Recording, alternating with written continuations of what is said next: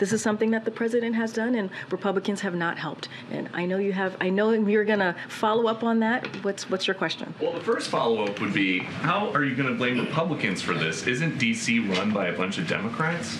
I'm going to speak to what the president has done, right? The president has been very, very straightforward about what he has done to make sure that communities are safe. American Rescue Plan, not one Republican in Congress voted for it. Not one. There were billions of dollars in that plan, in that act, to make sure communities across the country got funding so that they can indeed hire more police officers so that they can keep their communities safe. Republicans had nothing to do with that.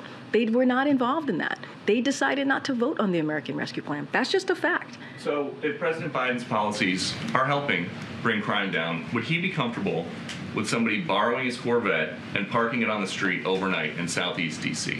I'm not going to get into hypotheticals. I'm just going to get into the facts about what this president has done to do. If a member of Congress is not safe on the streets of the nation's capital, who is? Look, we're grateful and relieved that the congressman is unharmed. We understand what communities are going through across the country, not just in D.C. That's why the president took action very early on in his administration to get the American Rescue Plan done without the help of Republicans. That's why every time he puts forward his budget, he makes sure there are billions of dollars to deal with crime. That's just a fact. All you got to look is what the president has been able to do this past 2 years. There's always going to be more work to be done, but the fact is the president has taken action.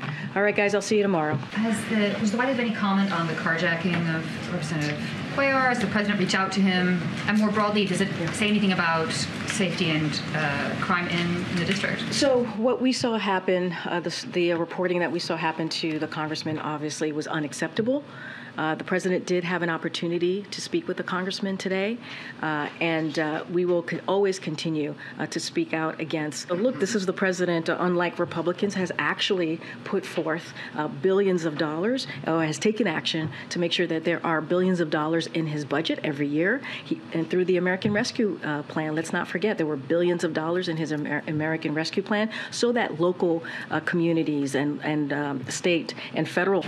Does the speaker's support for an impeachment proceeding against President Biden affect the president's and Democrats' instinct not to help him with a lifeline now? So I can't speak for Democrats, right? That is something that Democrats in the House, that's something that they have to, as it relates to the impeachment, we've been very clear. There is no evidence, but still they want to move forward with an impeachment. Look, Can you maybe explain, I think a lot of people have a question of why the White House wouldn't sort of exploit this opportunity to take a leadership role in this situation, especially when there's policy goals, and Ukraine being the most obvious, that you want to accomplish in the House. Why not offer a lifeline to Speaker McCarthy of certain things? Is it because the relationship's been spoiled by impeachment or by other things? Is it because you don't fundamentally trust him to be able to None of those things, Justin. It's just the basic fact that we have, as we've moved here through the last 2 years,